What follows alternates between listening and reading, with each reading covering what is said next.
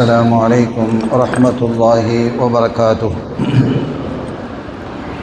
حمدا لمن خلق الإنسان وعلمه البيان، والصلاة والسلام على رسول الله وعلى آله حزب الله وصحابه جند الله، وبعد.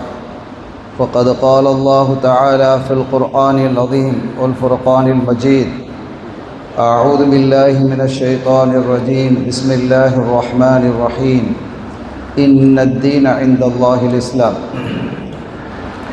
சங்கைக்குரிய அல்லாஹுவின் நல்லடியார்களே, எல்லாம் வல்ல அல்லாஹுவின் பேரருளும் நபிகள் நாயகம் ஸல்லல்லாஹு அலைஹி வஸல்லம் அவர்களது நல்லாசியும் நம் அத்தனை பேர் மீதும் நிலவுமாக. அல்லாஹும் அவரது ரசூலும் எந்தெந்த காரியங்களை எடுத்து நடக்க வேண்டும் என்று நமக்கு கட்டளையிட்டுள்ளார்களோ அவை அனைத்தையும் எடுத்து நடக்கவும், எவைகளை தவிர்த்து நடக்க வேண்டும் என்று உத்தரவு பிறப்பித்துள்ளார்களோ அவை அனைத்தையும் தவிர்த்து நடக்கவும் ஆரம்பமாக எனக்கும் உங்களுக்கும் நான் வசியத்து செய்து கொள்கிறேன். அல்லாஹ் தௌஃபீக் செய்வானாக. ஆமீன். சங்கைக்குரியவர்களே, இன்று ஹிஜ்ரி 1447 ரமதானுல் முபாரக் 15ஆம் நாள். நமது காயல்பட்டினம் குதுபா பெரிய பள்ளியினுடைய தஃப்சீர் வகுப்பில் சூரத்து யூசுஃபினுடைய 3ஆம் பாடம் இது. கண்ணியத்திற்குரிய பெருமக்களே, நாம் நேற்று சொல்லி வரும்போது இந்த வரலாற்றை 2 பகுதிகளாக நம்ம பார்க்குறோம். ஒரு பகுதி என்பது யாக்கூப் அலைஹிஸ்ஸலாம் அவர்கள் இருக்கக்கூடிய பகுதி, அதாவது பலஸ்தீன். இன்னொரு பகுதி என்பது இப்போ யூசுப் அலைஹிஸ்ஸலாம் அவர்கள் வந்து சேர்ந்து விட்ட மிஸ்ர் என்ற எகிப்து பகுதி. இப்போ 2 பகுதிகளாக இந்த வரலாறு தொடர்கிறது. ஒரு கட்டத்தில் 2 ஒன்றாக இணைகிறது. இப்போது நாம் அந்த முதல் பகுதியை நாம் என்ன செய்வோம், நம்ம பார்க்குறோம். எந்த ஒன்றுக்கும் அல்லாஹு தாலா ஒரு விஷயத்தை காரணமாக வைத்துத்தான் அந்த காரியத்தை அல்லாஹ் செய்வான். இது அடிப்படை. இதை நீங்கள் ஆழமாக பார்த்தால் உங்களுக்கு தெரியும். எந்த ஒன்றையுமே அல்லாஹு தாலா ஒரு அடிப்படை காரணத்தை வைத்துத்தான் ஒரு காரியத்தை ஆற்றுவான். இந்த உலகத்திற்கு பிறகு பெயரும் கூட அஸ்பாப், காரண உலகம் என்று இதற்கு பெயர் இருக்கிறது.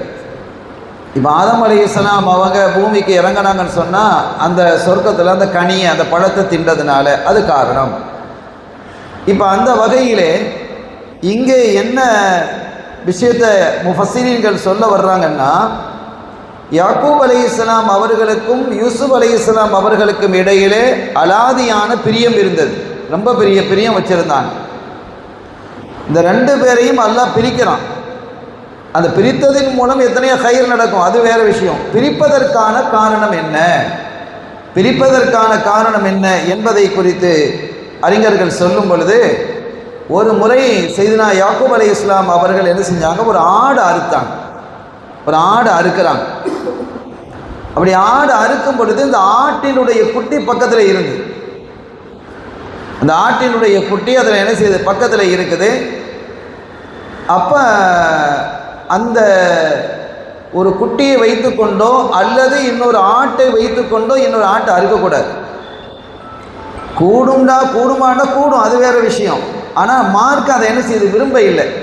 இப்போ நம்ம உலுஹியாவுடைய பெரிய பிராணிகள் இருக்குன்னு வைங்களேன், நிறைய ஒரே இடத்துல நம்ம என்ன செய்வோம், ஆடு கொடுப்போம், மாடு அறுப்போம். அப்படி அறுக்கும் பொழுது ஒரு ஆடுக்கு முன்னால் இன்னொரு ஆட்டை அறுக்காதீங்கிறாங்க. இது வந்து மருத்துவ ரீதியாகவும் ஒரு பிரச்சனையை தருது. ஏன்னா நமக்கு பொறுத்த வரைக்கும் ஆடை இந்த ஹத் இருக்குல்ல, உணவு குழாயும் இரத்த குழாயும் மூச்சு குழாய் இது சேர்ந்து அறுக்கப்பட்டுட்டா உள்ள ரத்தம் எதுவுமே இருக்காது, எல்லாமே வெளியில் வந்துடும். இந்த 2 அறுபட்டுட்டா எவ்வளோ அற்புதமான ஒரு பாதுகாப்பான உணவை இஸ்லாம் நமக்கு தருகிறது என்பதை நம்ம விளங்கணும். இந்த 2 குழாயும், மூச்சு குழாயும் உணவு குழாயும் சேர்ந்து அறுபடுமையானால் ரத்தம் முழுவதுமாக வெளியேறிடும். அப்போ வெளியேறிட்டா உள்ளே இருக்கக்கூடிய இறைச்சிகளோட ரத்தம் கலக்காது. பாருங்க, அந்த கறியெல்லாம் பாருங்க, நம்ம கல்யாண வீடெல்லாம் பார்க்குறோமே பளிச்சுன்னு தானே இருக்குது ரத்த. நீங்கள் சில கடைகளில் வெளியூர்களில் பாருங்க, முஸ்லீம்கள் அறுக்காத கடைகளில் பாருங்க, ரத்தம் அதில் ஒட்டி இருக்கும் இறைச்சியில், இதில் இருக்காது. அப்போ இதில் அந்த ரத்தம் என்ன செய்யுது? இந்த ரத்தத்தை பார்க்கும் பொழுது ஒரு ஆட்டை அறுக்கும் போது இன்னொரு ஆடு பார்க்குது, அப்போ அதுக்கு ஒரு அச்சம் ஏற்படுது. அதனுடைய இறைச்சிகளில் அந்த ரத்தம் உறைவதற்கான வாய்ப்பு இருக்கு. இன்னைக்கு மருத்துவம் சொல்லுது. அதைத்தான் ஸல்லல்லாஹு அலைஹி வஸல்லம் என்ன செய்யல, ஒரு பிராணியை நீங்கள் அறுக்கும் பொழுது இன்னொரு பிராணி பக்கத்தில் இருக்க வேணாம் அப்படின்னு என்ன செய்யறாங்க சொல்றாங்க. நம்மளையே கூட ஆடு அறுக்கும் போது சில பேர் நிற்க மாட்டாங்க, அவங்க ஆடு அறுக்கவும் மாட்டாங்க, மாடு கோழி கூட அறுக்க மாட்டாங்க. அவங்களுக்கு பயம் வந்துடும் அந்த ரத்தத்தை பார்த்து, இருக்கா இல்லையா? அப்போ அதே மாதிரி அந்த உணர்வு அந்த ஆடுகளுக்கு இருக்கும். எனவே ஒரு ஆட்டுக்கு பக்கத்தில் வைத்து இன்னொரு ஆட்டை தெரிகிற மாதிரி அறுக்காதீங்க. யாக்கூப் அலைஹிஸ்ஸலாம் அவங்க என்ன செஞ்சாங்க, இதை செய்யணும்னு செய்யல, அறுத்துட்டாங்க. அப்போ அறுத்து ஒரு பிரிவை ஏற்படுத்தியதின் காரணத்தினால் அந்த இரத்தத்தை அந்த குட்டி பார்த்தது, தாயினுடைய இரத்தத்தை குட்டி பார்க்குது. இப்போ ஒரு சங்கடம் இருக்குமா இல்லையா? அப்போ அந்த தாய்க்கும் பிள்ளைக்கும் இடையிலே பிரிவை ஏற்படுத்தியதால் யாக்கூப் அலைஹிஸ்ஸலாம் அவர்களுக்கும் யூசுப் அலைஹிஸ்ஸலாம் அவர்களுக்கும் இடையில அல்லாஹ் பிரிவை ஏற்படுத்தினான். இது ஒரு சபப். அங்கே ரத்தத்தை பார்த்ததால் இந்த சட்டையில், யூசுப் நபியினுடைய சட்டையில் ஒரு தமுன் கதிப்னு தான் அதான் சொல்கிறான். தமுன் கதிப், பொய்யான ரத்தம். அப்போ அந்த பொய்யான ரத்தத்தை கொண்டு வந்தாலும் ரத்தம் தானே, அந்த ரத்தத்தை, அதுவும் ஆட்டுக்குட்டியினுடைய ரத்தம் தான். அது பாருங்க எப்படி அந்த தாளுக்கு எப்படி வைக்கலாம் பாருங்க, சல்ஹா அப்படின்னு நம்ம சொன்னோம். அந்த ஆட்டுக்குட்டியினுடைய ரத்தத்தை அறுத்து தான் அந்த கமீஸில் யூசுப் அலைஹிஸ்ஸலாமுடைய சட்டையில் துவைத்து கொண்டு வந்தார்கள் என்று சொன்னோமா இல்லையா? அப்போ அதுலேருந்து என்ன விளங்குறோம், அது கரெக்டாக அந்த அல்லாஹ் தான் அதை தாழ்லுக்க செய்கிறான். இது ஒரு காரணம், யாக்கூப் அலைஹிஸ்ஸலாம் அவர்களினுடைய சபப். சரி, யூசுப் அலைஹிஸ்ஸலாம் என்ன செஞ்சாங்க அப்படின்னு கேட்டால், இது யாக்கூப் அலைஹிஸ்ஸலாத்துக்கு ஒரு உள்ளதானே இது. யூசுப் அலைஹிஸ்ஸலாம் என்ன செய்வாங்க, யூசுப் அலைஹிஸ்ஸலாம் என்ன செஞ்சாங்கன்னா, அவங்க சின்ன பிள்ளையாக தானே இருக்கிறாங்க. அப்போ 12 வயசு நம்ம சொன்னோம். அவங்க ஒரு நாள் கண்ணாடியை பார்க்குறாங்க. அப்படி கண்ணாடியில் பார்க்கும் பொழுது தன்னுடைய அழகை பார்த்து அவங்களே பிரமிச்சிட்டாங்க. அவங்களே பிரமிச்சுட்டு அவங்க சொன்னாங்களாம், நான் மட்டும் அடிமையாக இருந்தா என்ன வாங்கிறதுக்கு எவ்வளோ பெரிய செல்வந்தனாலும் முடியாதே, பெரிய விலையில நான் போவேன். ஏன்னா அந்த காலத்துலலாம் அடிமைகள் விற்கப்படக்கூடிய காலம். ஒரு அழகான அடிமையாக இருந்தால் அதுக்கு விலை கூட இருக்கும். ஒரு சாதாரண மடியாக இருந்தால் ஒரு 50,000 ரூபா 1 லட்ச ரூபா இருக்கும். கொஞ்சம் திடகாத்திரமாக இருந்தால் 5 லட்ச ரூபா 6 லட்ச ரூபா. இப்போ உதாரணத்துக்கு சொல்கிறேன், ரொம்ப அழகாகவும் நல்ல நேர்த்தியாகவும் உடல் முழுவதும் அங்க அவயங்கள் எல்லாம் சிறப்பாகவும் இருந்ததுன்னு சொன்னால் அது ஒரு 10-15 லட்சம் வரைக்கும் போகும். ஆனால் இப்போ சையதுனா யூசுப் அலைஹிஸ்ஸலாம் அவர்களுடைய அழகோ அவர்களுடைய உடல் நேர்த்தியோ பிரம்மாண்டமாக இருந்தது, ரொம்ப அற்புதமாக வழங்கியிருந்தான். அதனால் அவங்க நினைச்சாங்கன்னா, நம்ம ஒரு அடிமையாக இருந்தால் நம்மளை எவனா காசு கொடுத்து வாங்க முடியுமா? அல்லாஹ் எவ்வளோக்கு விற்றான்? 20 தீனாருக்கு விற்று வச்சுட்டான். விசமனின் பக்ஸின்கிறான் அல்லாஹ். நேற்றைக்கு நம்ம அந்த வரலாறு சொன்னோமா இல்லையா? 20 தீனார், 20 திர்ஹம், தீனார் கூட இல்லை, 20 வெள்ளி காசுக்கு அல்லாஹ் என்ன செஞ்சுட்டான்? அதை விற்க வைத்தான். அப்படிங்கிறத ஒரு பாடமாக அதை என்ன செய்யலாம். இதெல்லாம் படிப்பினை. என்னை விட்டால் நீ ஆள் இல்லை, நான் எதையும் செய்வேன் அப்படிலாம் நீங்கள் நினைச்சின்னு சொன்னால் நான் உன்னை சாதாரணமான ஒரு ஆளை ஆக்கிடுவேன். படிப்பினை இது. இந்த சூரா யூசுஃபினுடைய கடைசியில் அல்லாஹ் என்ன சொல்றான், இதிலே நிறைந்த படிப்பினைகள் இருக்கிறதுன்னு அந்த சூறாவை முடிக்கிறான். இந்த சூறாவை நிறைவுபடுத்தும் பொழுது இதில் படிப்பினைகள் இருக்கிறது. யாருக்கு? புத்திசாலிகளுக்கு படிப்பினை இருக்குதுன்னு அல்லாஹ் சொல்றான். அப்போ புத்திசாலிகளுக்கு படிப்பினை இருக்குதுன்னு சொன்னால் நம்ம இதில் என்ன செய்யணும்? நாம் புத்திசாலிகளாக இருக்கணும். படிப்பினை பெற்றால் தான் புத்திசாலி, படிப்பினை பெற்றால் தான் புத்திசாலி எனவே இந்த 2 காரணத்தையும் அடிப்படையாக வைத்து என்ன செய்கிறாங்க? பேசுகிறாங்க. சரி, இப்போ நம்ம செய்திக்கு வரும். இந்த வரலாறு என்பது குர்ஆன் மட்டுமல்ல, பைபிளும் பேசுகிறது. பைபிளும் என்ன செய்யுது? பைபிளில் யூசுப் அலைஹிஸ்ஸலாம் அவருடைய பேர் ஜோசப் அப்படின்னு இருக்கு. மூசா நபியினுடைய பேர் மோசஸ் இருக்குல்ல, தாவூத் அலைஹிஸ்ஸலாமுடைய பேர் டேவிட் அப்படின்னு சொல்கிறாங்களா இல்லையா? அதே மாதிரி யூசுப் அலைஹிஸ்ஸலாம் அவருடைய பேர் ஜோசப் என்கிறது.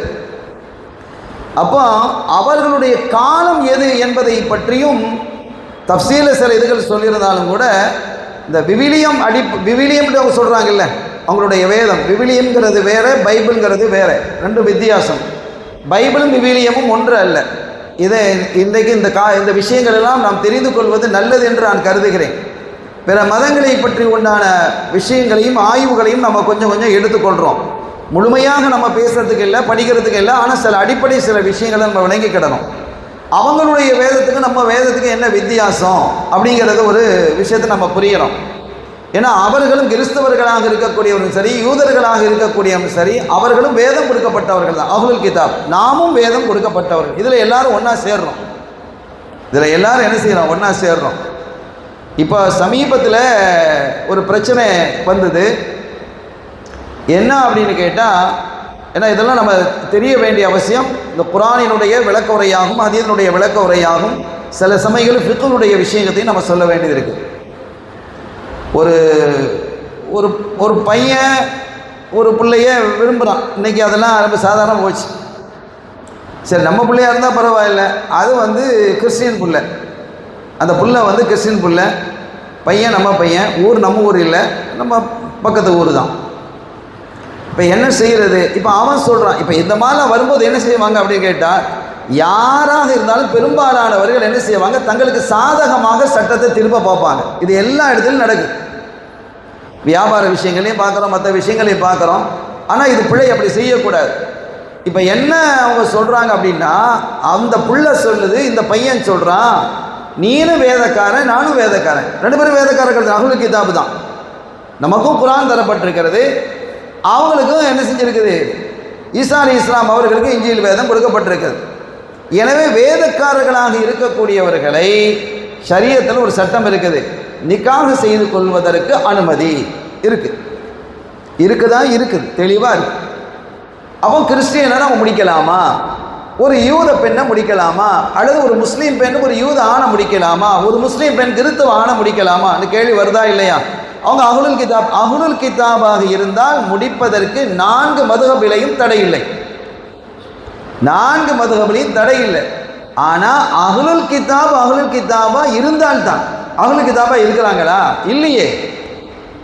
எப்போ சிலையை வணங்குறாங்களோ அவங்க வேத வழியை விட்டு வெளியே போயிட்டாங்க, முடிஞ்சு போச்சு. ஈசா நபியே கடவுள் கர்த்தர்னு சொன்னாலே ஷிர்க்ல ஏற்படுது. வேதம் எங்க இருக்கு? அவங்க அல்லாவின் தூதர், அல்லாவினுடைய அடிமை அவங்க.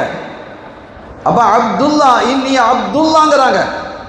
ஈசா அலைஹிஸ்ஸலாம் தான் பிறந்த போதே, குழந்தையாக இருக்கும்போது, தொட்டிலில் இருக்கும்போதே, பிறந்த அன்னைக்கே பேசுனாங்க. அந்த செய்தி இதில் தொடருது, வரும் இன்ஷா அல்லாஹ். கால இன்னிய அப்துல்லா, நான் அல்லாவினுடைய அடியார் அப்படின்னு பேசுறாங்க. அப்போ அல்லாவுடைய அடியாரை அல்லாவே ஆக்கினதுக்கு பிறகு நீங்கள் எப்படி அஹ்லுல் கிதாப் இருக்கும்? அஹ்லுல் கிதாப் கிடையாது. அவங்க முஷ்ரிக் ஆகிட்டாங்க. அவங்க முடிக்கிறது ஹராம், நிக்காஹ் செல்லுபடி ஆகாது. சரி, ஈசா அலைஹிஸ்ஸலாத்தை வணங்கல சில புரோட்டஸ்டன்ட் இருக்கிறாங்க, கிறிஸ்டியன்லேயே புரோட்டஸ்ட் இருக்கிறாங்க. அவங்க இதை வணங்குறது இல்லையே, சிலைகளை மேரியுடைய சிலையையோ அல்லது கர்த்தருடைய சிலையை வணங்குறது இல்லை. ஆனால் சிலுவையை வணங்குவாங்க. அவங்கள்ட்ட சிலுவை இருக்குது. நீ என்னத்தையாவது வணங்குறியா இல்லையா? ஆக மொத்தத்தில் அவர்கள் என்னது இல்லை? அஹ்லுல் கிதாப் இல்லை. சரி, நாங்கள் சிலுவையை வணங்க இல்லை, ரைட்டு. அதே மாதிரி இயேசுவையும் வணங்க இல்லை, மேரியையும் நாங்கள் வணங்க இல்லை, எல்லாம் வணங்க இல்லை. இப்போ நாங்கள் அஹ்லுல் கிதாபான்னு கேட்டால் இப்பவும் அவர்கள் அஹ்லுல் கிதாப் இல்லை. அஹ்லுல் கிதாப் என்றால் யார் என்றால், அந்த இன்ஜீல் வேதத்தை அப்படியே பின்பற்றி வரக்கூடியவங்க. யார் இருக்கா? அன்றைக்கி இன்ஜீல் வேதம் இருக்கா? இல்லையே. அந்த வேதம் எப்படி மாறிச்சுங்கிறது தனியான, ஆரம்பத்தில் அவங்க அல்லாஹ் கொடுத்த வேதம் தானே. ஈசா அலைஹிஸ்ஸலாம் அவர்களுக்கு அல்லாஹ் வேதம் கொடுக்குறான். அந்த வேதம் அது பின்னால காலத்தில் மாறுது. அது எப்படி மாறுதுங்கிறதுக்கு தனி ஒரு வரலாறே இருக்குது. அவங்க இதில் பவுல் அப்படின்னு பேசுவாங்க. நீங்கள் பார்த்துருக்கிறீங்களா? ஒரு பெரிய ஒரு இமாமாக அவங்களை கருதுறாங்க. பவுல் என்பவரை இமாமாக கருதுறாங்க. ஆனால் உண்மையிலே பவுல் ஆபத்தானவர், அந்த மதத்துக்கே ஆபத்தானவர். இந்த கிறிஸ்துவ மதத்தையே மாற்றி அமைத்தவர் யாருன்னு கேட்டால் அந்த பவுல் தான். ஆனால் பவுலை அவங்க என்ன செய்கிறாங்க? பெரிய இமாமாக கொண்டாடுறாங்க. அவர் தான் என்ன செஞ்சாருன்னு கேட்டால், அவர் அசல்ல யூதர். அந்த யூதத்துக்கும் கிறிஸ்தவர்களுக்கும் இடையிலே சண்டை சச்சரவு வந்தது. எப்படி வந்ததுன்னு கேட்டால், அவங்களும் பனு இஸ்ராயில் தான். மூசா நபி பனு இஸ்ராயில், மூசா நபியில் வந்த வழியில் வந்தவங்க எல்லாரும் பனு இஸ்ராயில் தான். ஈசா நபியும் பனு இஸ்ராயில் தான். அப்போ ஏன் சண்டை வருது அப்படின்னு கேட்டால், மூசா நபிக்கு ஒரு வேதம் கொடுக்கப்பட்டிருக்குதா, தௌராத்து, அதை ரொம்ப பெருசாக மதித்து வந்தாங்க. இப்போ ஈசா நபிக்கு ஒரு வேதம் வந்ததும் தனியாக ஒரு ஷரியத் வந்துருச்சா இல்லையா? வேதம் எப்போ வருதோ தனியாக ஒரு ஸ்பெஷலாக செப்பரேட்டாக ஷரியத்து வந்துடும், சட்டங்கள் மாறிடும். சட்டங்கள் என்பது என்ன செஞ்சிடும், மாறிடும். இப்போ அந்த வகையில் இங்கே சட்டங்கள் மாறியதும் இவங்களுக்கு அதை பொறுக்க முடியல. யூதர்கள் கிறித்து பண்ணு ரெண்டாக பிரிஞ்சுக்கிட்டாங்க. இப்போ தான் அது வந்தது. எனவே இந்த பவுல் வெறி பிடித்த யூதன். அவன் என்ன செய்தார் என்றால், இந்த கிறிஸ்தவத்தினுடைய இரண்டாவது நம்ம அறிவாளி, புத்திசாலி, வேதங்களை ஆகமங்களை படித்தவர், வரலாறுகளை தெரிந்தவர், தன்னுடைய அறிவு ஆற்றலை வைத்து இந்த இன்ஜில் வேதத்தை பிந்திய காலத்தில் மாற்றிட்டார். நிறைய விஷயங்களை இடைச்சர்கள் செஞ்சிட்டார், அதிலிருந்து நிறைய உருவிட்டார். இது நடந்தது. இதுதான் இந்த பிரச்சனை. அப்போ இந்த மாதிரி ஏற்பட்ட ஒரு சூழல் நம்ம அந்த பவுலை அவங்க என்ன செய்கிறாங்க, கொண்டாடுறாங்க. இப்போ நாம் என்ன சொல்ல வர்றோன்னா, இன்னைக்கு அந்த இன்ஜீலாக இல்லை, தௌராத்தாக இல்லை. தௌராத்தை அவங்க என்ன செய்வாங்க, தோரா அப்படிம்பாங்க. யூதர்கள் தௌராத்தை தோரான்னு என்ன செய்கிறாங்க, குறிப்பிடுறாங்க. தௌராத்தாக இல்லை, இன்ஜீலாக இல்லை. எல்லாமே மனிதர்களுடைய கரம் பட்டு அது அசுத்தப்பட்டு போய்விட்டது. பாதுகாக்கப்பட்டது மட்டும் குரான் தான். இன்னா நஹ்னு நஸ்ஸல்னா ذிக்ரா வ இன்னா லஹு லஹாஃபிதூன். குரானை நாமே இறக்கினோம், நாமே பாதுகாப்போம்னு அல்லாஹ் சொல்லிட்டான். அதனால் குரானில் மாற்றம் வராது. இதுக்கு நிறைய வரலாறு செய்திகள்லாம் இருக்குது. இப்போ நம்ம இந்த தஃசீர் சப்ஜெக்ட் விட்டு வெளியில் போக வேண்டியது வந்துடும் அப்படிங்கிறனால நான் அதை சுருக்கிறேன். எனவே இப்போ நம்ம என்ன சொல்கிறோம் அப்படின்னு கேட்டால், எந்த காரணத்தை கொண்டும் மற்ற மதத்தவர்களை திருமணம் முடிக்க முடியாது. அவங்க வேதக்காரர்களாக இருந்தாலும் பேரளவில் வேதக்காரர்கள். ஒன்று சிலையை வணங்குறவங்களாக இருப்பாங்க, அல்லது அந்த கிராஸ் சிலுவையை வணங்கக்கூடியவங்களாக இருப்பாங்க. இதுக்கு மேலே நம்முடைய இமாம்கள் ஒரு சட்டம் சொல்கிறாங்க, அஹ்லுல் கிதாபை முடிக்கலாம். அவன் ஒரு பையன் வச்சுக்கோங்களேன், ஒரு பையன், அவன் அஹ்லுல் கிதாப், அவன் எதையும் வணங்க இல்லை, அல்லாஹ் மட்டும்தான் வணங்குறான், வேற எந்த ஷிர்க்கும் அவன் செய்யலை என்றாலும் அவனுடைய தந்தைன்னு அப்படியே அந்த சில்சிலா போகணும். எதில் போகணும், அந்த தௌஹீதிலேயே போகணும். அவங்க யாரும் அவங்களுடைய வாப்பாவுடைய வாப்பாவோ சிலையை வணங்கி இருக்கக்கூடாது. அப்போதான் அந்த நசப் அங்கே போய் சேரும். ஆரம்பத்தில் இருந்தாங்களா இல்லையா, ஈசா நபியை பின்பற்றி கொண்டு கொஞ்ச நாள் வந்தாங்களே அந்த முஸ்லீம்கள், சாலியன்கள் இருந்தாங்க, ஹவாரியுன்னு அல்லாஹ் சொல்கிறான். அவங்கெல்லாம் அந்த ஈசா நபி அலைஹிஸ்ஸலாம் அவர்களை ஏற்றுக்கொண்டவர்களில் மிக முக்கியமானவங்க, ரொம்ப நெருக்கமான சஹாபிகள். அப்போ அந்த மாதிரி காலத்தில் வாழ்ந்த, இணை வைக்காமல் ஈசா அலைஹிஸ்ஸலாம் அவர்களை அல்லாஹ்வின் தூதர் என்று ஏற்றுக்கொண்ட அவங்கள்ட்ட போய் இவன் நசபு சேரும். இதெல்லாம் சாத்தியமா?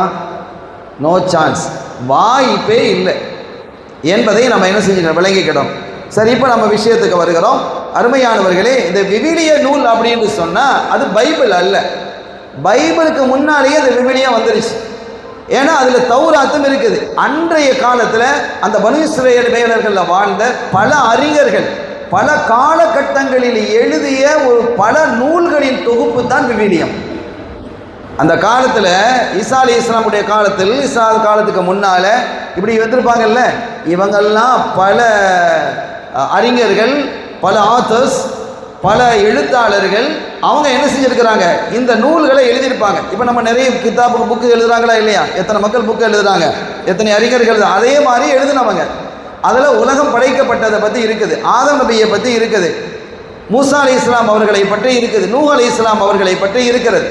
எனவே இதெல்லாம் இருக்கக்கூடிய அதுவும் இதில் என்ன செய்யுது, ஒரு பகுதியாக அந்த விவிலியத்தில் இருக்குது. அது அல்லாத விஷயங்களும் அதில் இருக்குது என்பதை நம்ம விளங்கிக்கணும். அத்தகையதான் ஒரு விவிலியம் என்ற நூல்.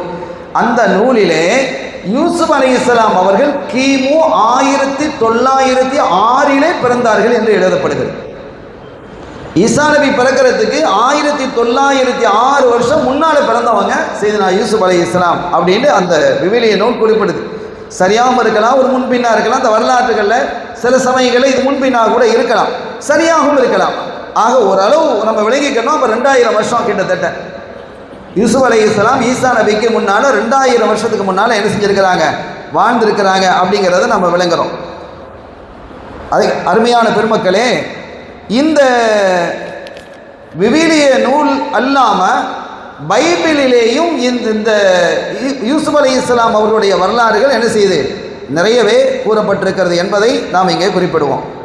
இந்த விவிலிய நூலினுடைய 5 அத்தியாயங்கள், முதல் 5 அத்தியாயங்கள், இந்த முதல் 5 அத்தியாயங்கள் தான் தௌராத் வேதம் என்று இன்னைக்கு குறிப்பிடுறாங்க. இந்த யூதர்கள் தோரான்னு வச்சு கொண்டாடுறாங்கல்ல, இந்த கொண்டாடக்கூடிய இந்த தௌராத்துங்கிறது இந்த விவிலிய நூலில் இருக்கக்கூடிய 5 அத்தியாயங்கள். அந்த அத்தியாயங்களுக்கு ஆதியாகமம், யாத்திராகமம், லேவியராகமம், எண்ணாராகமம், உபாகமம் என்று சொல்லக்கூடிய இந்த 5 தான் தௌராத்தாக பார்க்கப்படுகிறது. ஆனால் அதெல்லாம் கம்ப்ளீட்டாக நிறைய மாறிடுச்சு. ஒரு தகவலுக்காக நான் இதை குறிப்பிட்டிருக்கிறேன். இனி நாம் செய்திய விஷயத்துக்கு வருவோம். யூசுப் அலைஹிஸ்ஸலாம் அவர்களை விலை கொடுத்து வாங்கியவர் ஒரு பெரிய அமைச்சர். நம்ம அவர் அரசர் என்று கூட சொன்னோம், ஆனால் அரசர் அல்ல, அமைச்சர் தான். அவர் ஒரு பெரிய மாபெரும் அமைச்சராக இருந்தவர். இந்த அமைச்சராக இருந்த இவரை அசீஸ் என்று குறிப்பிடுவாங்க. இவரை அசீஸ் என்று என்ன செய்யறாங்க, குர்ஆன் குறிப்பிடும் போது அசீஸ் அசீஸ் என்று வருது. இவருடைய பெயரை பற்றியெல்லாம் தஃசீர்கள் அருமையாக என்ன செஞ்சிருக்கிறாங்க, குறிப்பிட்டு வச்சிருக்கிறாங்க. கித்ஃபீர், அவருடைய பெயர் கித்ஃபீர், அவருடைய பெயர் கித்ஃபீர்.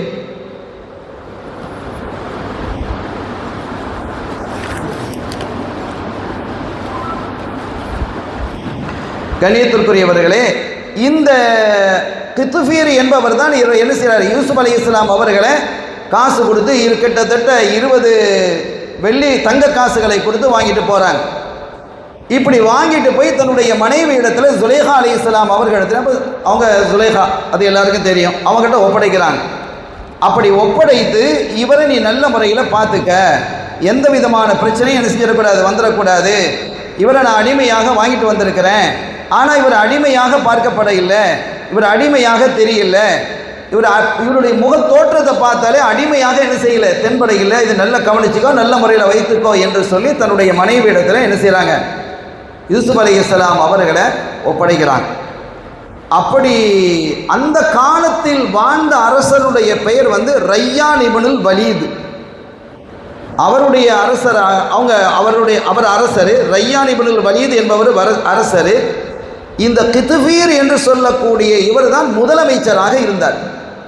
நிதித்துறையும் உணவுத்துறையும் அவருடைய கையில் இருந்தது. எவ்வளவு பெரிய நபர் இடத்திலே யூசுப் அலைஹிஸ்ஸலாம் அவர்களை கொண்டு வந்து அல்லாஹ் ஒப்படைச்சிருக்கிறான் அப்படிங்கிறத நீங்க பாருங்க. இன்னொரு தகவல், அதில் முக்கியமான தகவல் இருக்குது.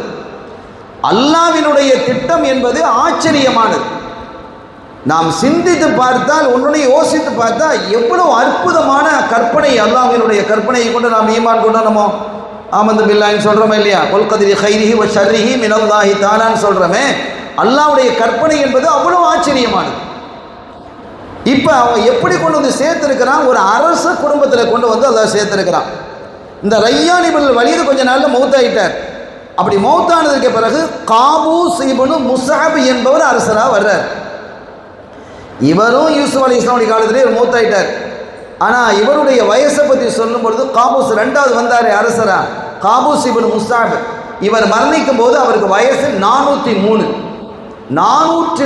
ஆண்டுகள் அவர் என்ன செஞ்சிருக்கிறார், வாழ்ந்திருக்கிறார். இப்போ ஒரு அருமையான இடத்துல வந்து அல்லாஹ் தஆலா அவர்களை கொண்டு வந்து சேர்த்துட்டான்.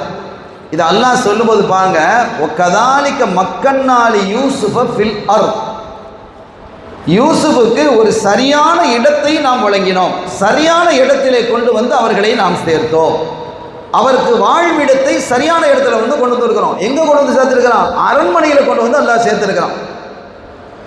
இது ஒரு காரணம். இன்னொன்று என்னன்னா, அன்றைய காலத்திலேயே மிக பிரமாதமாக பேசப்பட்ட இடம் எது என்றால், நாடு நாகரீகத்தில் உச்ச நிலையில் இருந்த நாடு எதுனால் எகிப்து தான். எனவே நல்ல உச்ச நிலையில இருக்கக்கூடிய, நாகரீகத்தினுடைய உச்சத்தில் இருக்கக்கூடிய எகிப்தில் கொண்டு வந்து அல்லாஹ் அவங்களை சேர்க்கிறான். எவ்வளவு பெரிய திட்டம் அப்படிங்கிறத பாருங்க. அதுக்கு பிறகு ஒரு அரசராக்குறான், அரசராகவே என்ன செய்யறான், ஆக்குறான். ஒரு அடிமையாக பார்க்கப்பட்டு அரசராக்கி அந்த வரலாறுகளை எப்படி கோர்த்து அல்லாஹ் கொண்டு போகிறான் என்பதை நீங்கள் பாருங்கள். இப்போ தன்னுடைய மனைவி இடத்துல ஒப்படைச்சாச்சு. அரசர் வந்து, அந்த அமைச்சர் வந்து ஒப்படைக்கிறார். பார்த்துக்க நல்ல, கதாலிக மக்கன்னால் யூசுப் ஃபில்லர் ஒலினு அல்லிமஹு மின் தஅவீலில் அஹாதீத். அது மாத்திரமல்ல, அப்படி வந்த போது யூசுப் அலைஹிஸ்ஸலாம் அவர்களுக்கு நிறைய ஞானங்களை நாம் கொடுத்தோம் என்கிறார். நிறைய ஞானங்களை நாம் கொடுத்தோம். கனவுக்கு விளக்கம் சொல்லக்கூடிய ஆற்றலையே நம்ம கொடுத்தோம். நபிமார்கள்லேயே கனவுக்கு விளக்கம் சொல்லக்கூடியவர்கள் நம்பர் 1 யூசுப் அலைஹிஸ்ஸலாம். திரும்பவும் நான் சொன்னேன், எல்லாவற்றுக்கும் எல்லா துறையும் நீங்க எடுத்துக்கிட்டாலும் அதுல டாப்புங்கிறது கண்மணி ஸல்லல்லாஹு அலைஹி வஸல்லம். அதை விட்டுணும்.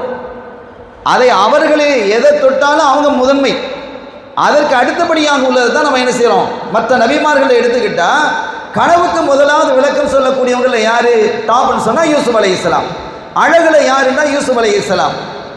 அல்லாஹ்வோட பேசியது யாருன்னு சொன்னா மூசா அலைஹிஸ்ஸலாம். ரசூலுல்லாஹ் பேசவும் செஞ்சாங்க, பார்க்கவும் செஞ்சாங்களே. அதனால நம்முடைய உரையில் நாம் சொல்லப்படுவது நம்பர் 1 என்று சொல்லப்படுவதெல்லாம் நம்பர் 2 தான் அப்படிங்கிறத நீங்க புரிஞ்சுக்கிடணும். ஸல்லல்லாஹு அலைஹி வஸல்லம் அவர்களை தவிர்த்து அப்படிங்கிறத நம்ம விளங்கிக்கிடணும். ஆக இப்போ அவங்க சொல்றாங்க, அந்த அசீஸ் சொல்றாரு, அந்த கித்ஃபீர் தன்னுடைய மனைவிட்ட, இவரை பார்த்தா அடிமையாலும் தெரியல, அடிமையாக தெரியுது. இந்த பிள்ளைய பாரு, ஒரு பெரிய உயர்ந்த குடும்பத்திலிருந்து வந்த மாதிரி தெரியுது. இவர் எஜமான் தானே. அவர்கிட்ட கூட நீ எங்க இருந்ததுப்பா வாரா, நீ யாருப்பா, உங்கள் வாப்பா யார், உங்கள் அம்மா யார், உங்கள் குடும்பம் யாருன்னு கேட்கலாமா இல்லையா? கேட்டிருப்பாரா இல்லையா? கேட்டு தானே இருப்பார். காசு கொடுத்து வாங்குறாரு, அடிமையாக வாங்கியாச்சு. அடிமைன்னு சொன்னால் அடிமைக்குன்னு ஒரு சுயமாக எதையும் செய்ய முடியாது. இதுதான் அடிமை. அவர் நினைச்சதை செய்ய முடியாது. எஜமானன் என்ன சொல்கிறாரோ அதை செய்யணும். அவர் சம்பாதிக்கிறது கூட எஜமானனுக்கு தான் போய் சேரும். சொந்தமாக சொத்தும் வாங்க முடியாது, சொத்தும் சேராது. எனவே இப்படிப்பட்ட நிலையில ஒரு பலகீனமான ஒருத்தட்ட கேட்டிருக்க மாட்டாரா, நீ யாரு, எங்கிருந்து வர்ற, அவனுடைய தோற்றத்தை பார்த்தா ஒரு அடிமையாக இருக்கிறதுக்கான வாய்ப்பை இல்லையே அப்படின்லாம் கேட்டிருப்பார். அப்போ என்ன விளங்குறோம் அப்படின்னா, யூசுப் அலைஹிஸ்ஸலாம் அவர்கள் தன்னுடைய சகோதரரை பற்றியோ தன்னுடைய தாய் தந்தையர்களை பற்றியோ குடும்பத்தை பற்றியோ வாய் திறக்க இல்லை. அப்படி வாய் திறந்தால் தன்னுடைய சகோதரர்களை பற்றி கீபத்து பேச வேண்டியது வந்துடும், புறம் பேச வேண்டியது வந்துடும். புறம்னு சொன்னால் உண்மையை தான் பேசுகிறாங்க. அவங்க இல்லாமல், ஒரு ஆள் இல்லாமல் அவருடைய குறையை இன்னொரு இடத்துல பேசுகிறது. அந்த குறை அவர்கிட்ட இருக்குமா? இருக்கும். இருந்தால்தான் புறம் பேசுறது. ஸல்லல்லாஹு அலைஹி வஸல்லம் கேட்குறாங்க, அப்போ நீங்கள் ஒருத்தர் கேட்குறாரு, நாங்கள் அவர்கிட்ட குறை இருக்குது அதை தானே பேசுகிறோம், அதுதான் புறம். கீபத்து புறம் பேசுகிறது அதுதான். அது இல்லைன்னு இல்லாததை நீங்கள் பேசுறதுன்னு சொன்னால் இட்டு கட்டுறது, அது கதுப்பாயிடும். இட்டு கட்டுதல் என்பது ஆயிடும் அப்படின்னு ஸல்லல்லாஹு அலைஹி வஸல்லம் சொல்லி தர்றாங்க. எனவே இங்கிருந்து நம்ம என்ன விளங்குறோம், தெளிவாக புரிய முடிகிறது, தன்னுடைய சகோதரர்களை பற்றி எந்த குறையும் அவங்க என்ன செய்யல, சொல்லல அப்படிங்கிறத விளங்குறோம். மனைவிட்ட சொல்றாங்க, ஒருவேளை அவர் நமக்கு செட்டாக இல்லை அப்படின்னு வந்தா நம்ம என்ன செஞ்சிடலாம், ரொம்ப டாப் விலைக்கு வித்துறலாம். வித்துரும், அடிமை தானே, வித்துட்டு போறோம், வாங்கின மாதிரி வித்துட்டு போறோம். பெரிய தொலைக்கு வித்தலாம், ரொம்ப சீப்பா கிடைச்சது. அவங்க ஏன் சீப்பாக தந்தாங்கன்னு எனக்கு தெரியல. ஏன்னா அவங்க வாங்குறது ஆக சீப்பாக வாங்கியிருக்கிறாங்க. 20 வெள்ளி காசுக்கு வாங்கிட்டு 20 தங்க காசுக்கு வித்துட்டு போயிட்டாங்க. எனவே இவர் எத்தனையோ 2000 தங்க காசுக்கு நம்ம என்ன செய்யலாம், விற்கலாம் அப்படிங்கிற மாதிரி அவர் என்ன செய்யறார், சொல்றார். இப்போ அல்லாஹு தஆலா இப்படி ஒரு அற்புதமான ஒரு இடத்தை அவர்களுக்கு கொடுத்துட்டான். இப்போ அடுத்த ஆயத்தில் சொல்றான் பாருங்க, வலம்மா பலக அஷுத்தஹு ஆத்தைனாஹு ஹுக்மம் வ இல்மா. அவர் ஒரு பருவத்தை அடைந்த போது, ஒரு நியாயமான வயசை அடைந்த போது ரொம்ப நுட்பமான அறிவையும் ஞானத்தையும் நாம் அவருக்கு வழங்கினோம். ஏற்கனவே கொடுத்தது போக இப்போ நிறைய அறிவை அல்லாஹ் கொடுக்குறான். ஆச்சரியமான இல்மை எல்லாம் கொடுக்குறான். மிகப்பெரிய ஆளுமையான இல்மை அல்லாஹ் கொடுக்குறான். அது என்ன வயசு அப்படிங்கும்போது முஃபஸ்ஸிரீன்கள் பெரும்பாலான அறிஞர்கள் எழுதுறாங்க 30 வயசுன்னு எழுதுறாங்க. அப்போ அங்கே ரொம்ப எவ்வளோ காலம் அங்கே இருந்திருக்கிறாங்க. அந்த வீட்டில் ஒரு அடிமையாக அங்கே இருக்கையில், ஒரு அடிமைனா என்ன செய்யணும், ஒரு வேலைக்காரையை நம்ம வீட்டுக்குள்ளே படுக்க வைக்க மாட்டோம். வேலைக்காரை படுக்கிறதா தான் வீட்டில் ஒரு தோட்டம் இருக்குது, அதில் போய் படுத்துக்கோ அப்படின்னா அடுப்புக்கரையில் படுத்துக்கோ. ஒரு வீட்டுக்குள்ளே படுக்கிறதா அடுப்புக்கரையில் படுத்துக்கோ, ஒரு ஓரமாக படுத்துக்கோ, கட்டியில் படுக்க வைப்போமா, ஏசியை போட்டு கொடுப்போமா? ஒரு வேலைக்காரியை கொடுக்க மாட்டோம், அடிமைக்கு கொடுப்பாங்களா? வேலைக்காரரை விட கேவலமாக தானே சமூக அடிமைகளை பார்த்தது. ஆனால் யூசுப் அலைஹிஸ்ஸலாம் எப்படி இருந்தாங்கன்னா, அவங்களுக்கு அற்புதமான ஒரு பெட்ரூம், அற்புதமான அறை, எல்லா சகல வசதிகளும் இருக்கிறது, சகல சுதந்திரத்தோடு அவங்க வாழ்ந்தாங்க. இதில் இந்த ஆதியாகமம் சொன்னோமில்ல, இந்த விவிலியம், இந்த விவிலியத்திலேயே அதில் ஒரு செய்தி வருது. அந்த கித்ஃபீர் என்று சொல்லக்கூடிய அந்த அந்த அமைச்சர் அவர் என்ன செய்வார் கேட்டால், தன்னுடைய பொறுப்புகளை எல்லாம் யூசுஃபிடம் ஒப்படைத்தார் அப்படின்னு அதில் வருது. பைபிளையும் இருக்கு. ஜோசப் இடத்துல அவர் என்ன செய்கிறாரு, அவர் தன்னுடைய எல்லா பொறுப்புகளையும் அந்த அவருக்கு பேர் வந்து விவிலியத்தில் போத்திபார். விவிலியத்தில் இந்த அமைச்சருக்கு போத்திபார் அப்படின்னு எழுதுனாங்க.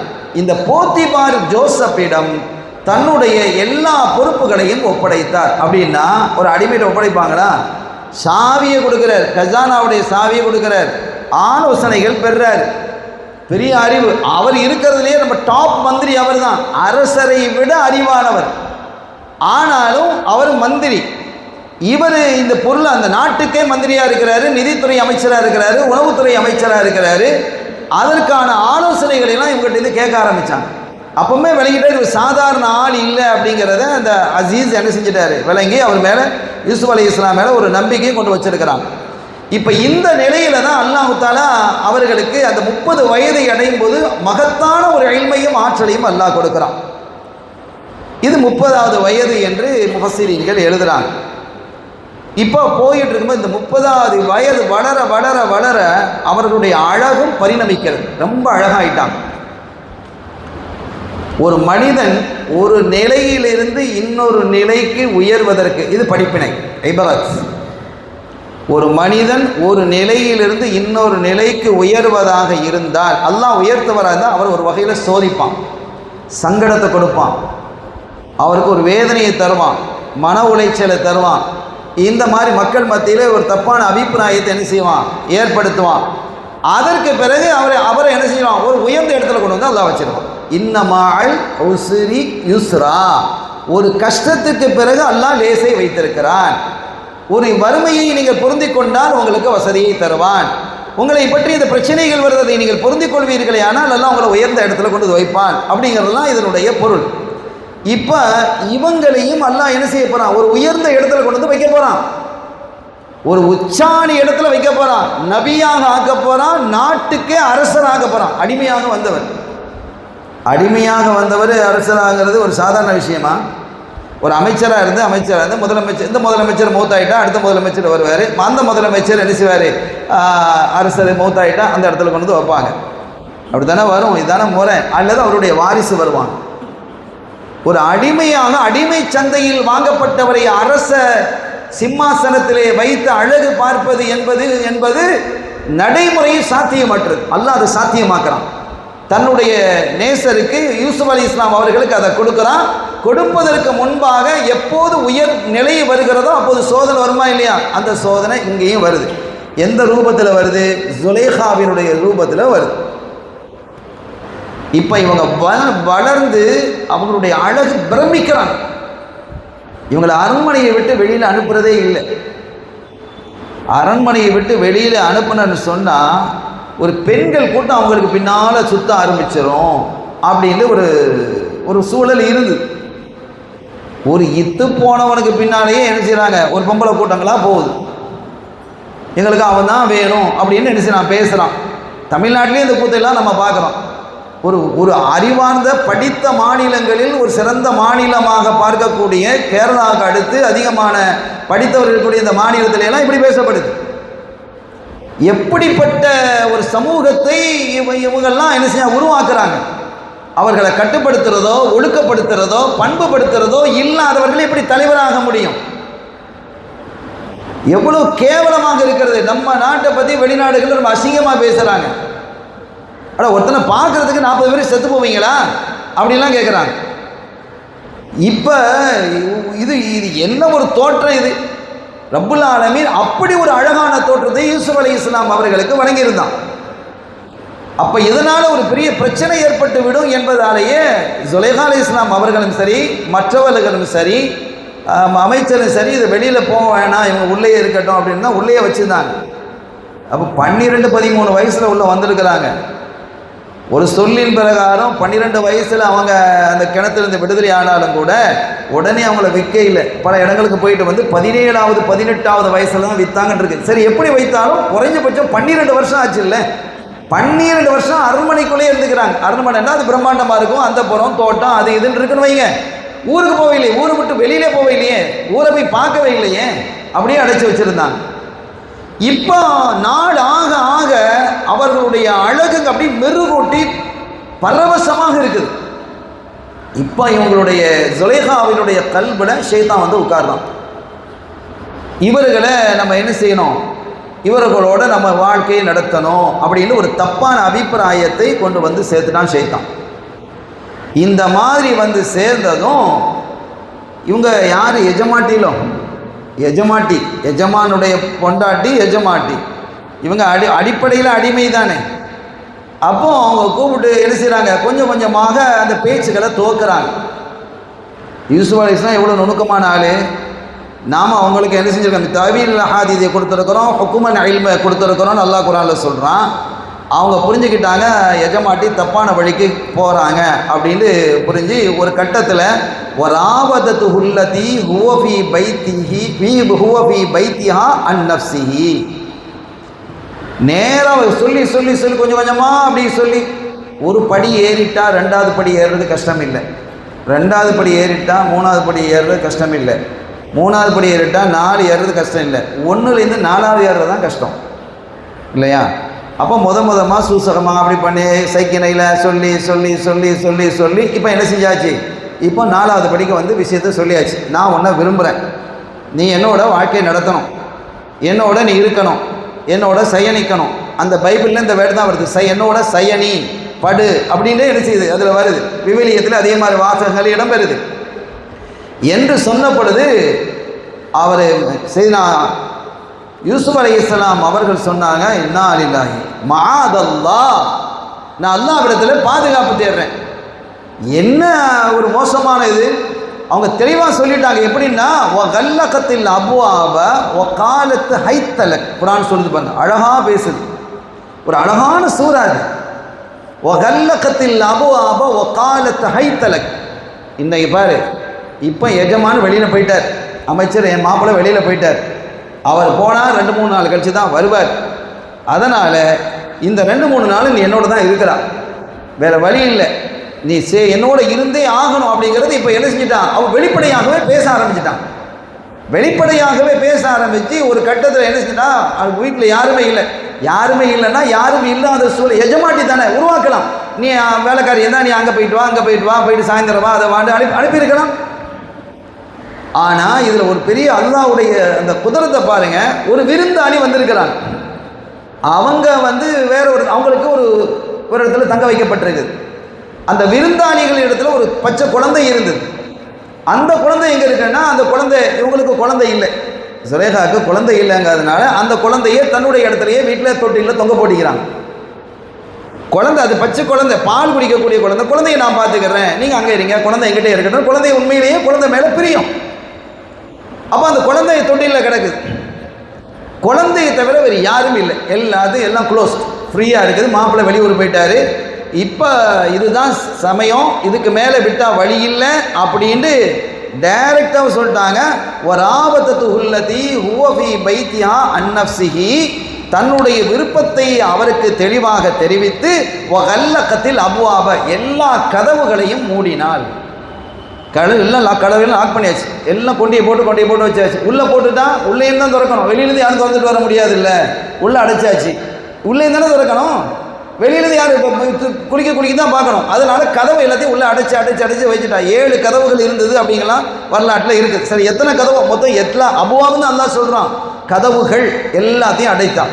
வகாலத் ஹைத்தலக், வா நீ என்னோட வந்து என்னுடைய விருப்பத்துக்கு நீ இணங்கு அப்படின்னு அவன் என்ன செய்கிறான், அவன் அழைக்கிறான்.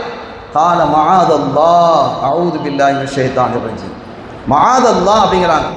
ஒரு ஆபத்து உன்னை வருது அப்படின்னு சொன்னால் நீங்கள் சொல்ல வேண்டிய முதலாவது, அது வந்து தப்பான காரியம் இருந்தால் மஆதல்லாஹ்னு நீங்கள் சொல்லுங்கள். யூசுப் அலைஹிஸ்ஸலாம் சொன்ன மாதிரி சொல்லுங்கள், அல்லாஹ் உங்களை பாதுகாத்துருவான், அல்லாஹ் நம்மை பாதுகாப்பானாங்க சொல்லிட்டு சொல்கிறாங்க. இன்ன ரப்பி அஹ்ஸன மஸ்வாய, என்னுடைய எஜமா நான் தங்குறதுக்கு அழகான இடத்தை எனக்கு கொண்டு வந்து தந்திருக்கிறார், என்னை எப்படி அடிமையாக வச்சிருக்கிறார். இந்த இடத்துல ரப்பு அப்படிங்கிறது அல்லாவுக்கும் சொல்லலாம், எஜமானனுக்கும் அர்பாப். நீங்கள் அரபு நாட்டுக்கு போனால் சொல்லலாம், ரப்புக்கு பண்ண அர்பாப். இந்த வேலை நம்ம பிள்ளைகள்லாம் வேலை பார்க்குறாங்கல்ல, அந்த எஜமானர்கள்லாம் என்ன சொல்லுவாங்க, அர்பாப் தான் சொல்லுவான். அந்த அர்பாப் அப்படி சொல்லலாமான்னு கேட்டால் சொல்லலாம். ரப்புங்கிறது ஒரு பொதுவான வார்த்தை, எஜமான்னு ஒரு வார்த்தை சொல்கிறோம், அல்லாவுக்கும் எஜமான்னு சொல்லுவோம் இல்லை. அல்லாவுக்கும் எஜமானு சொல்லுவோம், அல்லாவுக்கும் அரசன்னு சொல்லுவோம். நம்ம நாட்டை ஆள்றவனுக்கு அரசன்னு சொல்லலாம், எஜமானு சொல்ல, இது பொது வார்த்தை. ஆனால் அல்லாஹ் என்பது அல்லாவுக்கு மட்டும்தான், வேற யாருக்கும் அல்லாஹ்ங்கிற பெயரை சொல்ல முடியாது, சொல்லக்கூடாது. அல்லாஹ் என்ற பெயரை யாருக்கும் வைக்கக்கூடாது. ஒரு ஃபிக்கு கிதாபில் ஒரு செய்தி வருது, அது என்ன வச்சா என்ன அப்படின்னு ஒருத்தங்க நினைச்சானோ, நான் எனக்கு பிள்ளை பிறந்தா நான் அல்லாஹ்னு பேர் வைப்பேன் அப்படின்னு நானும். அப்படி என்ன அது கும்பா அப்படிங்கிற மாதிரி. அது யார்கிட்ட போய் மோதுறது? அவன் கருணையாளன். ஆனால் இன்ன பத்துஷரப்பிக்க ல ஷதீது, பிடிக்க ஆரம்பிச்சா தப்ப மாட்டீங்க அப்படின்னு அல்லாஹ் சொல்கிறான். இவன் என்ன செஞ்சான், குழந்தை பிறந்தது, ஒரு ஆம்பளை பிள்ளை பிறந்தது, அதுக்கு அல்லாஹ்னு பேர் வச்சான். அந்த வயிற்று முடிக்கவே வானிலிருந்து ஒரு இடி வந்து விழுந்து அதை அப்படியே கடிச்சு போட்டுட்டு பிள்ளைலாம். இப்போ அல்லாஹ்வினுடைய அந்த சக்தியை நம்ம என்ன செய்யணும், பயப்படணும். ரப்புங்கிறது ஒரு பொதுவானது, வளர்க்கக்கூடியவர்னு அர்த்தம். ஒரு குழந்தைய வளர்க்குறவருக்கு, அவரை பராமரிக்கிறவருக்கு ரப்புன்னு என்ன செய்யலாம், சொல்லலாம். இங்கே ரப்புன்னு தான் சொல்கிறாங்க எஜமானனை. யூசுப் அலைஹிஸ்ஸலாம் சொல்கிறாங்க, இன்ன ரப்பி, என்னுடைய ரப்புங்கிறது யாரை சொல்கிறாங்க, எஜமானனை சொல்கிறாங்க. அஹ்ஸன மஸ்வாய, எனக்கு அழகாக தங்குற இடத்தை தந்து என்னை கண்ணியப்படுத்தி ஒரு சுதந்திரவாதியாக என்னை வாழ வச்சிருக்கிறாரு. ஒருபோதும் அவருக்கு நான் துரோகம் செய்ய மாட்டேன், இந்த தப்பை நான் செய்ய மாட்டேன் என்று உறுதியாக நிற்கிறாங்க. கடுமையாக என்ன செய்கிறாங்க, போராடுறாங்க. ஆனால் அந்த பொண்ணும் விடலை, கடுமையான வார்த்தை பிரயோகங்கள் நடந்துக்கிட்டு இருக்குது. இனி அவங்க நெருங்கி நெருங்கி வர்றாங்க. இன்னஹு லா யுஃப்லிஹு ஸாலிமூன், யார் துரோகம் செய்கிறார்களோ அவர்கள் வெற்றி பெற மாட்டார்கள், அவர்கள் ஜெயம் பெற மாட்டார்கள். நீங்கள் தப்பு செய்யாதீங்க, என்னுடைய தாயினுடைய அந்தஸ்தில் நீங்கள் இருக்கிறீங்க அப்படின்னு எவ்வளவோ சொன்னாங்க. ஆனால் அவங்க என்ன செய்யல, கேட்கல. ஏன்னா அந்த அந்த உணர்வு, அந்த ஆசை செய்தான் ஆழமாக போட்டுட்டான். அடைந்தே தீர்வது யூசுஃபை என்ற ஒரு தீர்க்கமான முடிவில் ஸுலைஹா இருந்தாங்க. அப்படி இருந்த நிலையில் தான் இவங்க எவ்வளவோ சொல்லி பார்த்து முடியல, விரட்ட ஆரம்பிச்சிட்டாங்க, போய் பிடிக்க ஆரம்பிச்சிட்டாங்க. இவங்க ஓட ஆரம்பிச்சாங்க. ஒஸ்தபக்கல் பாப் அப்படின்னு வருது, ரெண்டு பேரும் ஓடுனாங்க கதவை நோக்கி அப்படின்னு வருது. கதவை நோக்கி யூசுஃப் தான் ஓடுறாங்க. யூசுப் அலைஹிஸ்ஸலாம் ஒரு கதவை திறந்துட்டு வெளியில் ஓடிடலான்னு வந்தால் இந்த பொண்ணுக்கு பின்னாடியே திறந்துக்கிட்டே வருது. இப்படியே வருது. அல்லாஹ் அடுத்து சொல்கிறான், ஒலக்கத் ஹம்மத் பிஹி வஹம்ம பிஹா. அந்த செய்தியை நம்ம இன்ஷா அல்லாஹ் நாளைக்கு சொல்ல இருக்கிறோம். ஆனால் இதில் முக்கியமான ஒரு தகவல் இந்த இடத்துல நம்ம குறிப்பிட வேண்டி இருக்கிறது. ஒலக்கத் ஹம்மத் பிஹி வஹம்ம பிஹா லவ்லா அர்ரா புர்ஹான ரப்பி. இது ரொம்ப முக்கியமான ஒரு இடம். அந்த பெண், அந்த ஸுலைஹா, அவங்க தவறுக்கு முயன்றாங்க. அவங்க தவறுக்கு என்ன செஞ்சாங்க, முயன்றாங்க. அது தெளிவாக குர்ஆன் சொல்லுது. வஹம்ம பிஹா, இந்த இடத்துல தான் பாருங்க, நமக்கும் நம்முடைய கொள்கை அப்பாற்பட்டு இருக்கக்கூடிய, குர்ஆனுக்கு தன்னுடைய இஷ்டப்பிரகாரம் விளக்கம் சொல்லக்கூடிய வஹாபிகளுக்கு இடையில வித்தியாசம் என்னன்னா, வஹம்ம பிஹா, அந்த ஸுலைஹா அலைஹிஸ்ஸலாம் அவர்களை இவர்களும் நாடினார்கள் அப்படின்னு இதில் வருது. நாடினாங்களா? அப்போ ஏன் மாதல்லான்னு சொன்னாங்க? இன்ன ரப்பி அஹ்ஸன மதுவாயின்னு ஏன் சொன்னாங்க? இன்னஹு லா யுஃப்லிஹு ஸாலிமூன், முன்னால் உள்ளதெல்லாம் பார்க்கணுமா இல்லையா? நீ நேரடியாக அர்த்தம் வச்சா இப்படி தான் பிரச்சனை வரும். அட மேலே இவ்வளோ வந்திருக்குது, மாதல்லாம் அப்படிங்கிறாங்க. என்னுடைய எஜமானுக்கு நான் துரோகம் செய்ய மாட்டேன், அநீதம் இழைப்பவன் துரோகம் செய்பவன் அவன் வெற்றி பெற மாட்டான் என்றெல்லாம் அவங்க சொல்லிட்டு, ஒலக்கத் ஹம்மத் பிஹி, அந்த பெண் அவர்களை நாடிய பொழுது, வஹம்ம பிஹா, இவர்களும் நாடிய பொழுது, இப்போ பிரச்சனை முடிஞ்சு போச்சு. அப்படி இல்லை. அதுக்கு பின்னால் அல்லாஹ் சொல்கிறான், அந்த ஆயத்தை பாருங்க, வஹம்ம பிஹா லவ்லா அர்ரா புர்ஹான் ரப்பி. இதுக்கு தான் உசூல் வேணுங்கிறது. இந்த குர்ஆனுடைய உசூலை பார்க்கலன்னா இந்த ஃபித்னால வந்து சேர்ந்துடும். அல்லாஹ்வினுடைய அத்தாட்சியை அவர்கள் பார்த்தார்கள், அல்லாஹ்வினுடைய அத்தாட்சி அவங்க பார்த்தாங்க, அல்லாஹ்வினுடைய அச்சம் அவர்களுக்கு வந்தது. அப்படி அதெல்லாம் இல்லைன்னா இவங்களும் முயன்றிருப்பார்கள். இப்படி தான் அர்த்தம் கொடுக்கணும். ஒரு நபியை போய் நீ இப்படி அர்த்தம் கொடுப்பியா? அவங்களும் முயற்சி செஞ்சாங்கன்னு நீங்கள் வேணால் அவங்களுடைய இதில் பாருங்கள், அவங்களுடைய தர்ஜமாவை நீங்கள் பாருங்கள், அவங்க பேசின பேச்சை நீங்கள் பாருங்கள். இப்படி தான் இருக்கும். இப்போ போய் பார்க்க தேவையில்லை. இப்போ அவங்கெல்லாம் ஒன்றும் இல்லாமல் போயிட்டாங்கன்னு வைங்க. இப்போ நம்ம என்ன சொல்கிறோம், இந்த இடத்துக்கு இவங்க இப்படி தான் விளக்கம் கொடுத்தாங்க, வஹம்ம பிஹா. ஆனால் அவரும் முயன்றார். யூசுப் அலைஹிஸ்ஸலாம் அவங்களும் ஸுலைஹா அலைஹிஸ்ஸலாம் அவர்களை நாடி போனாங்களாம். அப்படி இது எவ்வளோ பெரிய உண்மை, அது இந்த அர்த்தம் எவ்வளோ அனர்த்தம் இது. லவ்லா அர்ரா புர்ஹான ரப்பி, தன்னுடைய ரப்பினுடைய அந்த காட்சி, அந்த அச்சம், அந்த புர்ஹான் என்ற அத்தாட்சி இவைகள் இல்லை என்று இருக்குமேயானால் இவங்களும் என்ன செஞ்சிருப்பாங்க, முடிஞ்சிருப்பாங்க. அப்போ அல்லாஹ் அவங்கள சேஃபாக வச்சிருக்கிறான் அப்படிங்கிறதுன்னு அர்த்தம். அதில் இன்னொரு விளக்கத்தையும் முஃபஸ்ஸிரீன்கள் சொல்கிறாங்க. அந்த நேரத்தில் அவங்க வாப்பா காட்சி அளித்தாங்க, யாக்கூப் அலைஹிஸ்ஸலாம். தன்னுடைய மகனுக்கு முன்னால உங்க வாப்பா என்ன செஞ்சிருக்காங்க காட்சி, நபிமார்கள் தானே, ஒரு இடத்துல இன்னொரு இடத்துக்கு காட்சி அளிக்க முடியுமா இல்லையா? இது நபிமார்களுக்கு சாதாரணமானது. இன்றைய காலத்தில் அது ப்ரூஃப் பண்ணப்படுது. அதற்கான தகவலும் எங்கிட்ட இருக்கு. அதற்கான ஒரு இடத்துல உள்ளவர் இன்னொரு இடத்துல காட்சி அளிக்க முடியுமா? முடியும். இன்னைக்கு விஞ்ஞானம் அது திகைத்து போய் இருக்கிறது. 1937 நடந்த ஒரு நிகழ்வு பத்திரிகையில் வந்துருது. இன்னைக்கு வரைக்கும் அது சவாலாக தான் இருக்குது. நமக்கு அது சவால் இல்லை, இதெல்லாம் நடக்கக்கூடியது. அப்போ இதெல்லாம் அப்போ செய்தனா யாக்கூப் அலைஹிஸ்ஸலாம் அவர்கள் அங்கே காட்சி அளித்ததாகவும் இருக்கிறது. இந்த மாதிரி ஒரு சூழல் தான் அவங்க அடுத்த கட்டம், வேற வழி இல்லை. இன்றைக்கு இந்த நாளை நாம் விட்டு விட்டால் இதற்கு பிறகு யூசுஃபை நம்ம தொட முடியாமல் போயிடலாம், இதை மாதிரி ஒரு அற்புதமான சந்தர்ப்பம் நமக்கு கிடையாது என்று அவங்க என்ன தன்னுடைய முழு பலத்தையும் என்ன செய்கிறாங்க, உபயோகிக்கிறாங்க. இன்ஷா அல்லாஹ் அது தொடர்பாக நாம் நாளை மறுநாள் சனிக்கிழமை, இன்ஷா அல்லாஹ் நாளைக்கு வெள்ளிக்கிழமை, சனிக்கிழமை இந்த வகுப்பில் நம்ம பார்ப்போம். அல்லாஹ் தாலா இந்த வசனங்களிலிருந்து நமக்கு படிப்பினையும் பாடத்தையும் தந்து நம்முடைய இதயங்களை பரிசுத்தப்படுத்தி தூய்மையான நேர்மையான வாழ்க்கையை வாழ்வதற்கு, அல்லாஹ்வை அஞ்சி வாழ்வதற்கான வாய்ப்பை அல்லாஹ் நமக்கும் நம்முடைய சந்ததிகளுக்கும் தந்தருள் வாய்ப்பான பிஹக்கி ஹபீபிஹி ஸல்லல்லாஹு அலைஹி வஸல்லம். எல்லாம் வல்ல அல்லாஹ்வின் அருளையும் ஸல்லல்லாஹு அலைஹி வஸல்லம் ஷஃபாத்தையும் பெறுவோமாக. வாஹிர் தஅவானா அல்ஹம்துலில்லாஹி ரப்பில் ஆலமீன். அஸ்ஸலாமு அலைக்கும் வரஹ்மத்துல்லாஹி வபரகாத்துஹு. அல்ஹம்துலில்லாஹி ரப்பில் ஆலமீன். அல்லாஹும்ம ஸல்லி அலா ஸய்யிதினா நபியினா முஹம்மதின் வ பாரிக் வ ஸல்லிம் அலைஹி. அல்லாஹும்ம இக்ஃபிர் லனா ذنوبنا وخطايانا كلها يا رب العالمين. اللهم تقبل هذا المجلس برحمتك يا ارحم الراحمين. اللهم انك عفو كريم تحب العفو فاعف عنا. اللهم اجعلنا في هذا الشهر الشريف من السعداء المقبولين، ولا تجعلنا يا الله يا الله يا الله من الاشقياء المطرودين. وصلى الله على سيدنا محمد واله وصحبه اجمعين. سبحان ربك رب العزه عما يصفون وسلام على المرسلين والحمد لله رب العالمين. سبحان ربك رب العزه عما يصفون وسلام على المرسلين والحمد لله رب العالمين. سبحان ربك رب العزه عما يصفون وسلام على المرسلين والحمد لله رب العالمين. صلى الله على محمد صلى الله عليه وسلم. صلى الله على محمد صلى الله عليه وسلم. صلى الله على محمد يا ربي صل